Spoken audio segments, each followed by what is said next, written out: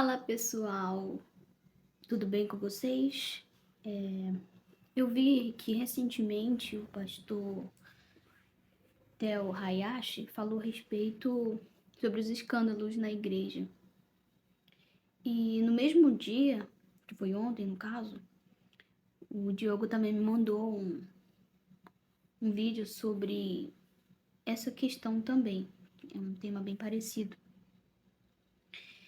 E semana passada, o meu devocional também foi a respeito de um escândalo dentro da igreja. Mas calma, não é um escândalo que não seja bíblico, digamos assim. O devocional foi a respeito do escândalo que ocorreu lá em Coríntios, na primeira carta de Coríntios, no capítulo 5, que fala a respeito de uma situação na qual um jovem digamos assim, ele estava com um caso com a madrasta. E Paulo soube disso e escreveu a respeito, perguntando para aquela igreja do porquê que eles não estavam fazendo algo a respeito. Tipo, por que vocês não estão escandalizados? Por que vocês não estão apreensivos com tal problema? Por que vocês não estão sensíveis a esse problema? Por que vocês não estão chorando, se debruçando, lamentando pelo ocorrido dentro da igreja? Sendo que isso nem acontece fora. E Paulo começa a advertê-los e dizer, olha, vocês precisam encontrar uma solução, vocês tinham que ter corrigido isso imediatamente. Mas não foi o que aconteceu, tanto que Paulo teve que intervir a respeito disso. Olha o que Paulo vai dizer nos versículos 3 ao 5. Vou dizer o que teria feito. Ainda que esteja longe, é como se eu estivesse aí com vocês, porque sei perfeitamente o que está acontecendo e digo, está errado. Então Paulo ele já deixa muito claro a posição dele, o posicionamento, e isso é muito importante para um cristão quando coisas assim acontecem dentro da igreja. Vocês não podem apenas ficar olhando e esperando que tudo se resolva. Não existe isso. Reúnam a comunidade e estarei presente em espírito com vocês. Tratem da questão e resolvam o problema. Esse é o fato. Muitas vezes a pessoa começa a espalhar o boato, mas não fala para quem precisa resolver, que no caso é o pastor, aquele que tem o direito de resolver a situação. Aí diz: tratem da questão e resolvam o problema na autoridade de Jesus nosso Senhor, que está presente entre vocês.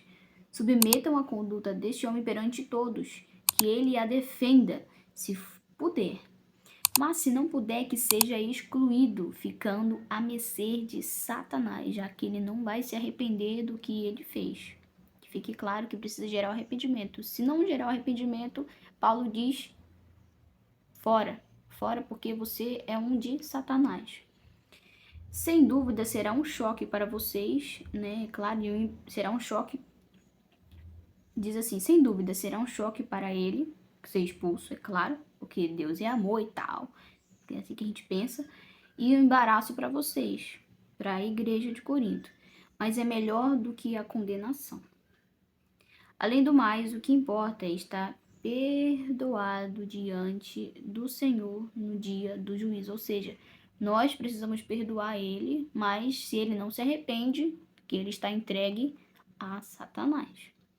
E ele vai ser julgado no juízo final. Olha o que ele diz, olha o ponto-chave da situação para que venhamos atentar. Olha o que ele vai dizer no 6.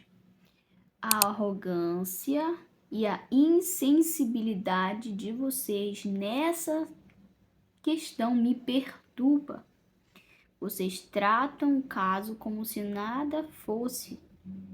Aí ele diz, nessa tradução, o fermento também parece nada, mas leveda rapidamente toda a massa de um pão. Ou seja, quando um probleminha, um pecadinho acontece dentro da igreja e gera um escândalo, só que ninguém fala, nem o líder comenta a respeito, nem toma uma posição. Esse fermento, esse negocinho que parece que é nada, né? Como diz o tema, parece que é uma coisa pequena, mas não é. É algo muito grande no reino invisível, porque como o Hayashi falou a respeito, esses escândalos na igreja, eles fazem com que muitos que estavam ali na igreja não tem uma compreensão, um nível de compreensão espiritual a respeito de muitas coisas, elas saem da igreja, porque elas não entendem que estão ali por Jesus e que Jesus é perfeito e que ele é o nosso alvo, que nós devemos olhar para ele. Não, as pessoas olham para os seres humanos. Até porque se não há uma justiça, se ele não é corrigido desse tal ato, é claro que o cristão que está vindo por agora, o novo convertido, ele vai dizer: por que que eu vou ficar na igreja se as pessoas da igreja estão agindo como as do mundo? Ou até vezes, como disse Paulo aqui nos versículos 1 e 2, estão agindo pior ainda do que os que estão fora. Então, isso é algo muito sério, porque o pecado, ele não pode ser tolerado dentro da igreja. Ele tem que sair da gente, ele precisa morrer. O pecado precisa ficar longe. É claro que ninguém é perfeito, mas o nosso objetivo é estar longe disso. E que quando isso acontece, nós temos um advogado e nós precisamos gerar o arrependimento dentro do nosso coração e não praticar mais os tais atos. Mas se praticardes os tais atos, como disse Paulo, que ele vai ser julgado no juízo final, mas que nós devemos perdoar e tirá-los do nosso meio, porque um pouco de fermento leveda toda a massa. E tem uma frase aqui que eu gostei, muito interessante, que é o propósito de nós vivermos a verdade. Diz com relação, olha a frase: Deus desce até a parte mais profunda da nossa necessidade. E ele nunca despreza aquele que ele mesmo criou. É claro, Deus, ele é que criou você, ele é que me criou. Então, o intuito é que nós venhamos negar-nos a nós mesmos e temos uma mudança de vida, um estilo de vida diferente. E que ele pode nos alcançar na nossa mais profunda prisão espiritual. Ele nos alcança lá. E isso não é... Ninguém está imune da graça de Deus. Todos nós podemos ter e receber essa graça. Mas nós precisamos entender que Deus, ele também é justiça. Que ele abomina a iniquidade. Que é um pecado consciente. Ou tem até aqueles que são piores, que têm a mente cauterizada.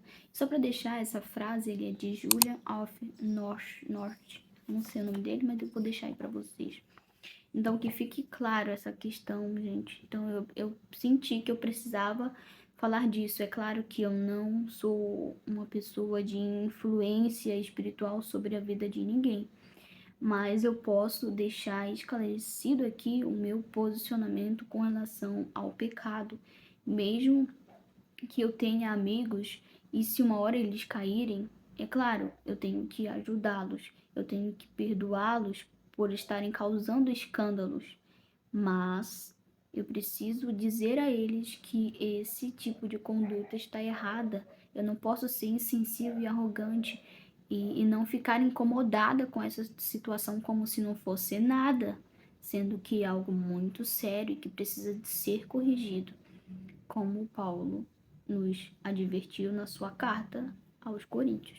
Então é isso, pessoal. Um beijo no coração.